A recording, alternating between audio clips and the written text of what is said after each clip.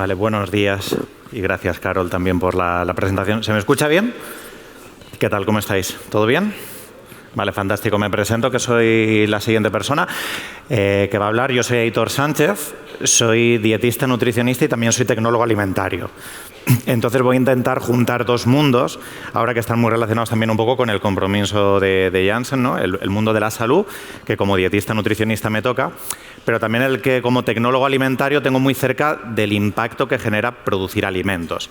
De hecho, creo que está bastante de moda, ¿no? Menudos años llevamos hablando de alimentación y sostenibilidad. Sobre todo esta misma semana hemos tenido polémicas de alimentación y sostenibilidad.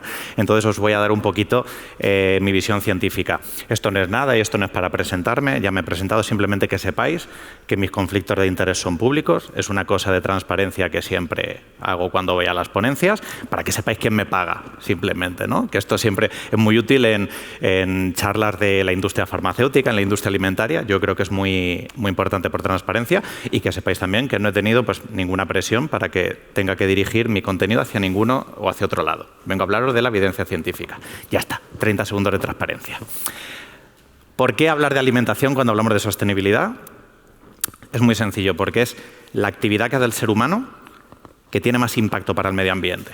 A lo mejor le eches un vistazo a estadísticas y sale que la industria que más contamina es la energética, pero es que eso es un poco falseado. A mí la energía en realidad es como una moneda de cambio y ya se usa para el transporte, para el textil, para la alimentación, ¿no? Pero en realidad, cuando analizan los sectores, ¿cuál es el sector que tiene más impacto? El de la alimentación. ¿Y por qué es el que tiene la gran oportunidad de cambio? Es decir, ¿por qué estamos hablando a lo mejor de alimentación y no que el planeta lo van a cambiar móviles diferentes? Pues por ciertas cuestiones que son comunes. Es el que tiene más impacto, afecta al 100% de la población mundial. ¿Conocéis a alguien que no coma? Todo el mundo come, ¿no? No podemos escapar de ello. Es una cuestión que se va a heredar a futuras generaciones, y también tiene una parte súper importante, y es que se puede empezar a ejecutar desde mañana mismo. Es decir, llevar una alimentación sostenible lo puede hacer todo el mundo desde mañana, sin grandes cambios. Entendedme, mañana no nos podemos pasar todo el mundo a placas solares. Mañana no nos podemos cambiar el urbanismo de las ciudades y que en el centro de la ciudad esté la bici en el coche. Eso necesita cambios estructurales.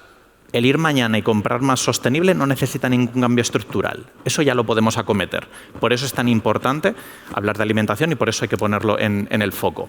Y luego yo tengo un poco la expectativa de mi intervención que os llevéis una idea clara a casa, y es el que los mensajes os los voy a intentar jerarquizar. Es decir, poner la importancia que tiene cada uno de ellos. Y os voy a poner un ejemplo. Cuando se habla de alimentación y sostenibilidad, se dicen cosas súper importantes, yo qué sé, como consume local y de temporada, con anécdotas. Como, bueno, cuando estés hirviendo el agua, tapa la olla para que un minutito te ahorres. Entonces nos bombardean con mensajes que son con importancias muy diferentes, ¿no? De hecho, le eches un vistazo, por ejemplo, al Twitter de la ONU y te dice cosas anecdóticas que no tienen un gran impacto, ¿no?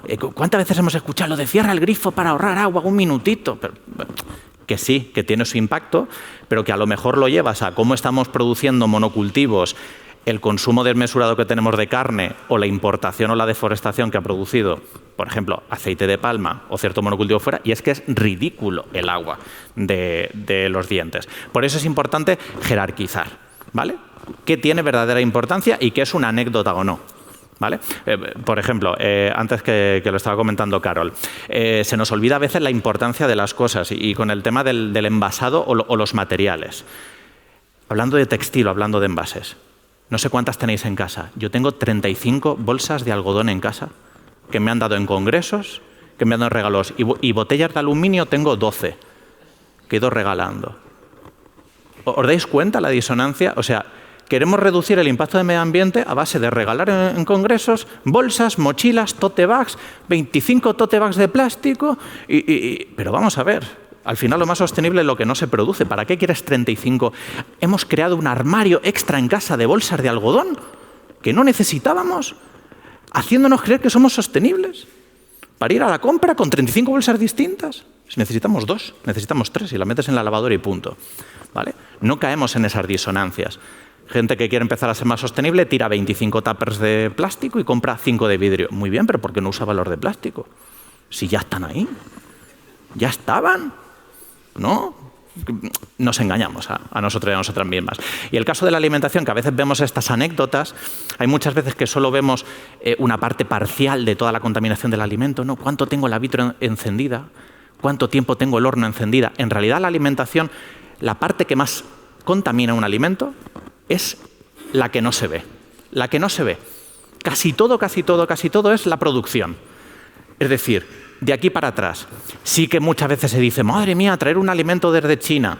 Claro que contamina más traer arroz de Vietnam que arroz de la Albufera. Eso está claro.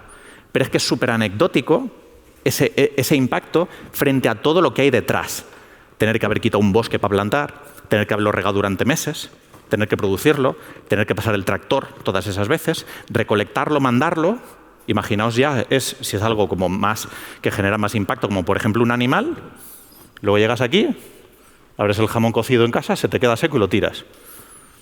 Es que hay veces que incluso hacemos todo el camino y encima dices, el plátano está negro, y lo tiras afuera. Es decir, ¿cuántos recursos van ahí malgastados? ¿Vale? Cuando vemos el mapa, entendemos que la alimentación requiere todo eso. O la camiseta que solo te pones una vez, ¿no? Porque no ves todo el camino. No voy a ser catastrofista, ya sabemos cómo está el planeta, pero que ciertas cuestiones de las que vemos hoy en día, como la eutrofización de ciertas zonas, las zonas de la muerte, producción masiva de plásticos, deforestación a niveles extremos, disminución de vida marina, microplásticos en ecosistemas, todo esto está relacionado con la alimentación. Todo ello está relacionado. Otras cuestiones quizás no tanto. Y a lo mejor a nivel de salud y a nivel de sostenibilidad, ahora vendría como una pregunta súper pertinente. Y es la de, oye, Aitor, ¿es compatible seguir una dieta sostenible con una dieta saludable?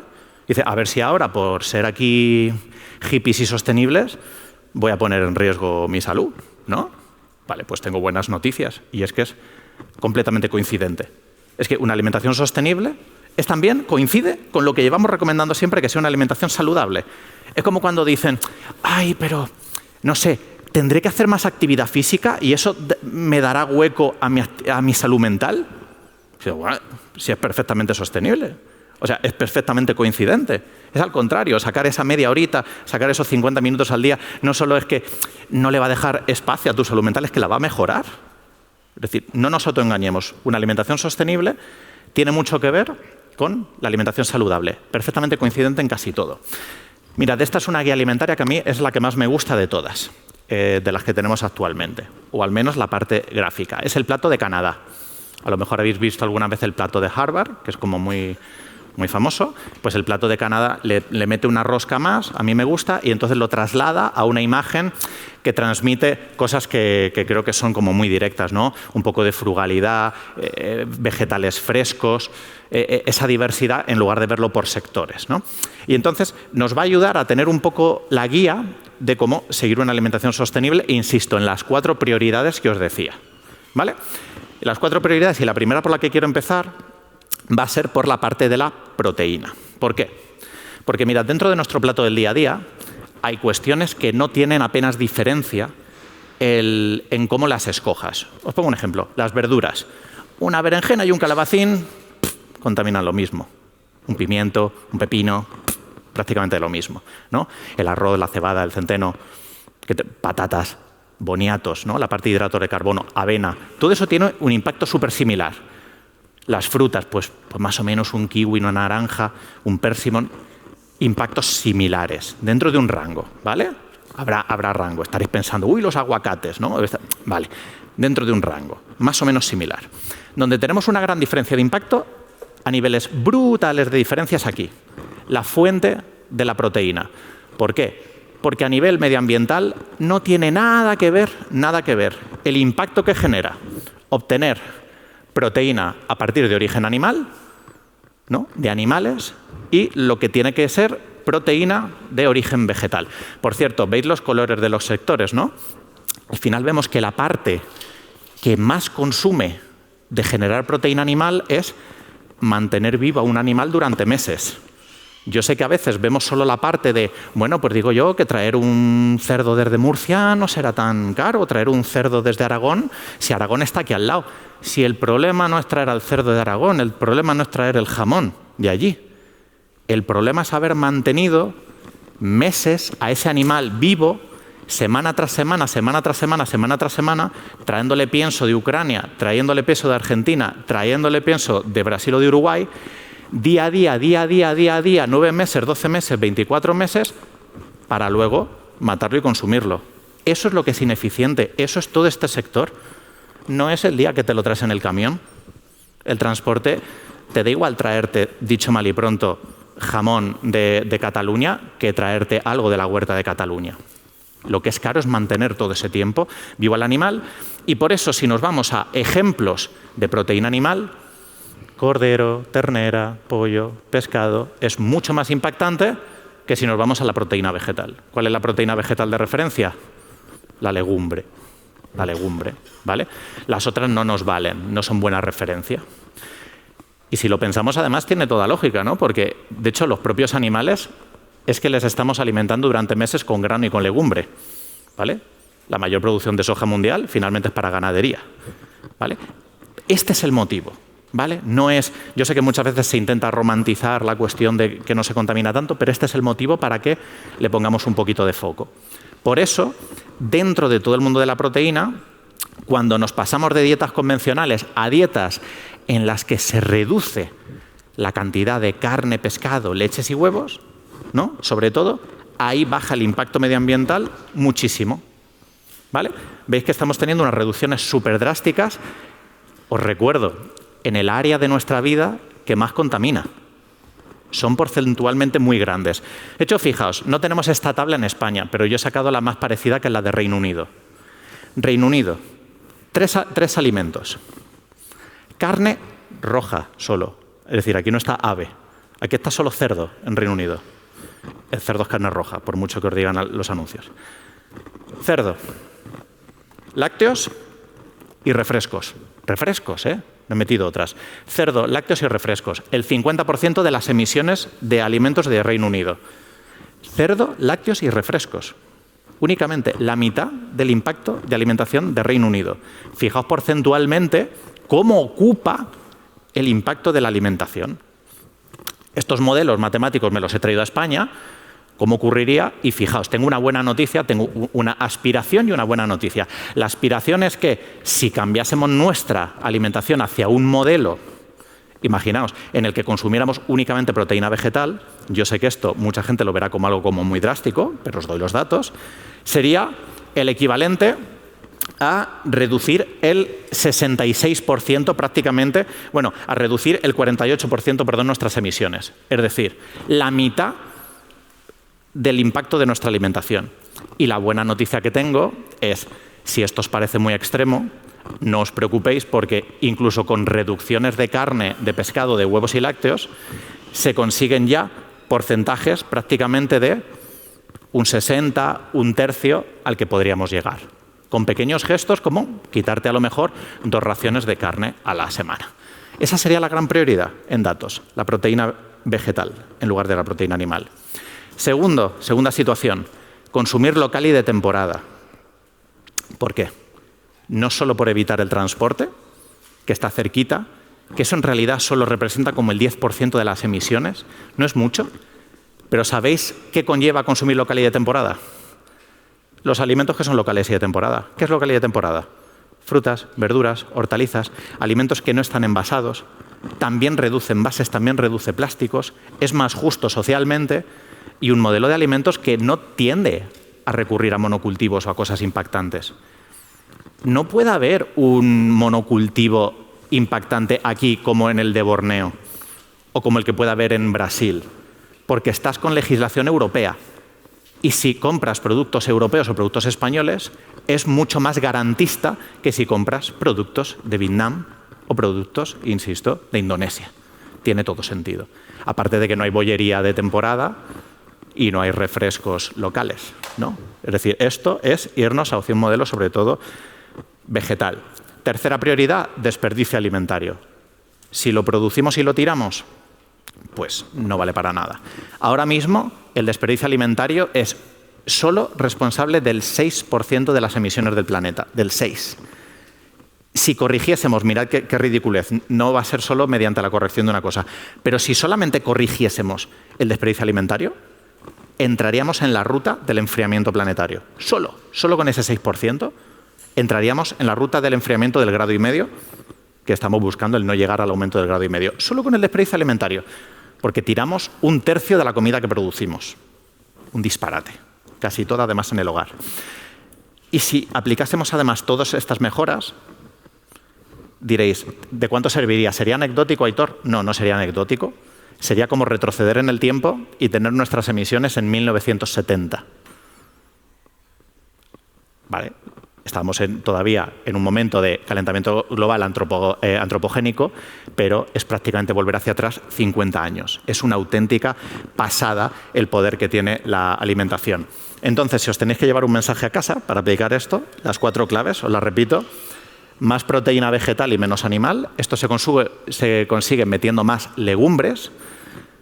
Local y de temporada, menos desperdicio alimentario y el tema de envases, que no voy a entrar ahí porque seguramente saldrá en la mesa. Una reflexión final, y es que yo sé que hay muchas veces que tenemos la sensación de ¿pero qué voy a cambiar yo sola, yo solo, únicamente con mi pequeño cambio? Hay que tener en cuenta que también nuestras acciones repercuten en el resto de gente. He puesto aquí compañeras mías de profesión porque no solo lo que hacemos se queda en casa, se queda en nuestras familias, pero se queda también en entornos laborales. Si hoy hacemos un catering que no tenga plásticos de un solo uso, estamos afectando a las comidas que hacen 100 personas.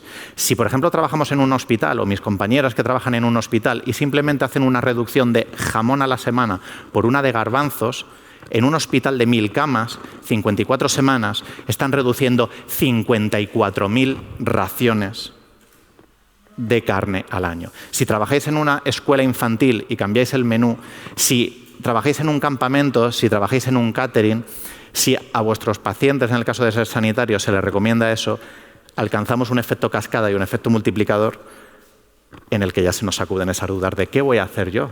Únicamente, yo solo. Pero bueno, imagino que también hace 200 años, cuando empezamos a contaminar, el primer humano diría, bueno, ¿qué va a pasar porque eche un poquito de plástico aquí al río, ¿no? Porque haga yo solo esto, tampoco voy a entrar en crisis climática al planeta. Pues sí, de suma de a pocos conseguimos mucho y yo os invito a que ejercéis en vuestro entorno un efecto transformador porque sí que se pueden cambiar las cosas. Lo hemos hecho para mal, pero ahora toca pues retomarlas para bien. Muchas gracias.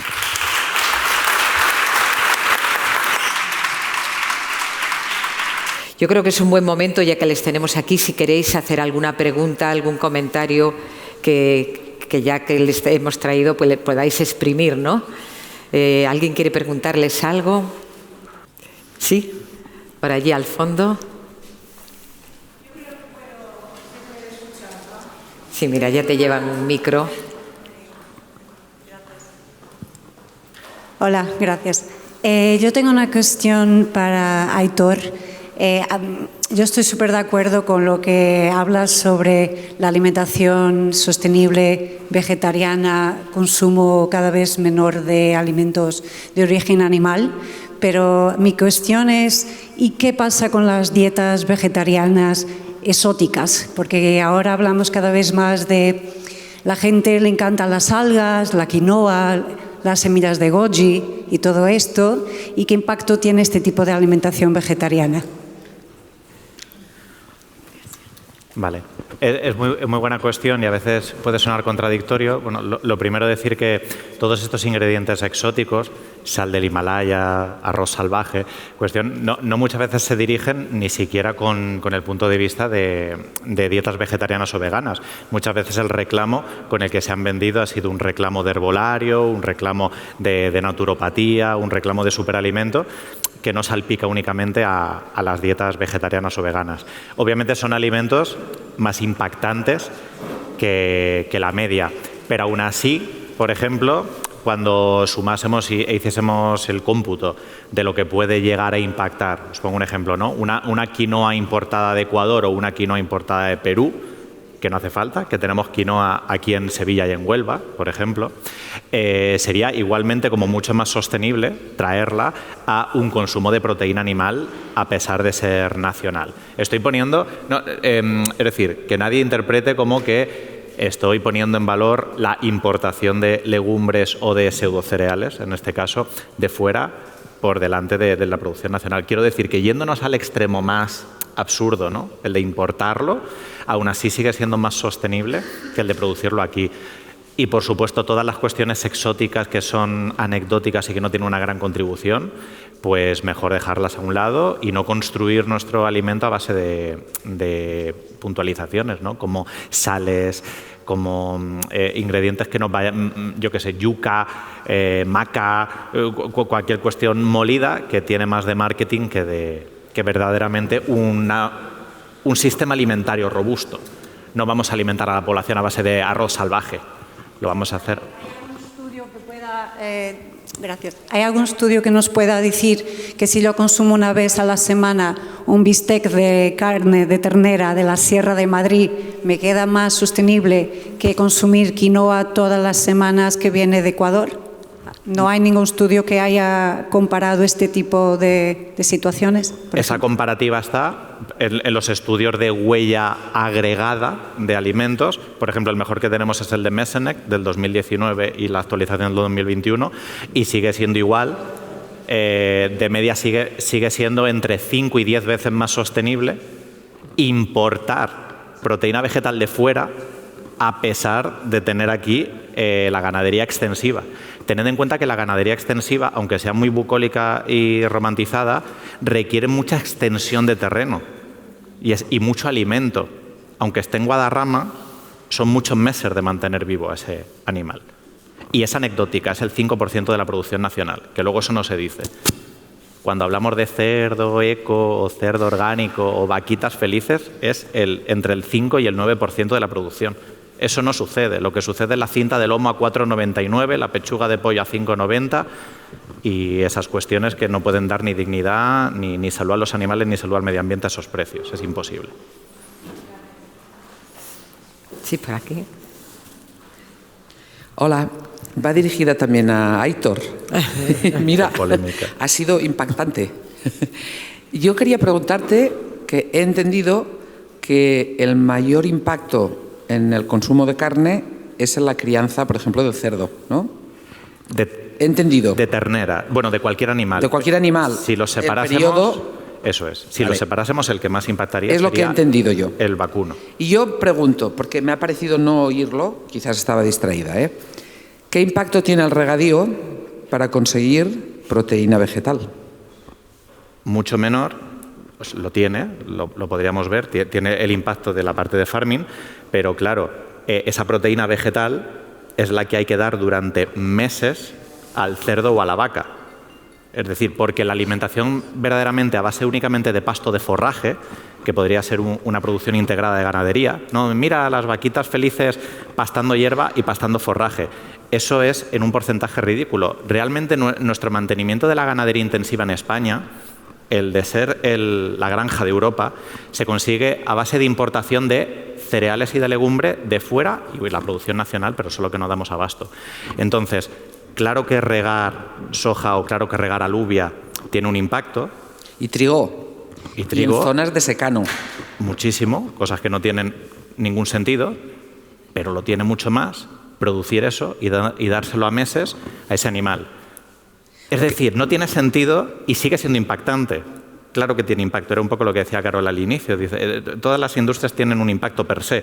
Cargar la bici asistida tiene un impacto per se, la bici eléctrica, pero hay que compararlo frente a la alternativa. ¿Cuál es la alternativa? El coche. ¿Cuál es la alternativa? El textil de locura.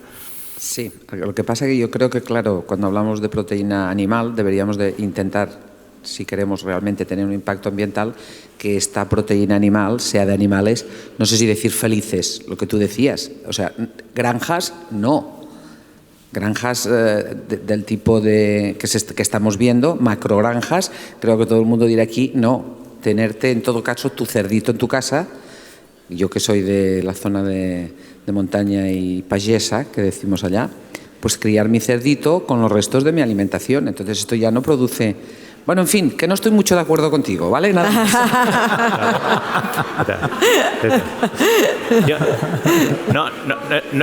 No es conmigo.